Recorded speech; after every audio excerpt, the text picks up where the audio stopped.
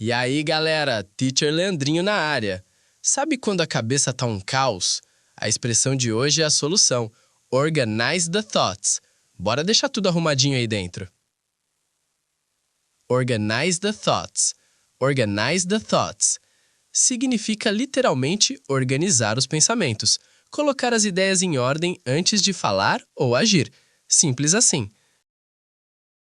Before I go to the store, I need to organize the thoughts. Before I go to the store, I need to organize the thoughts. Let's organize the thoughts from the meeting before the wind gets stronger. Let's organize the thoughts from the meeting before the wind gets stronger. When I go to the store, I organize the thoughts from the list. When I go to the store, I organize the thoughts from the list. É isso, time! Use organize the thoughts antes de uma prova ou reunião. Lembre-se, thoughts é plural. Keep practicing. You rock. See ya!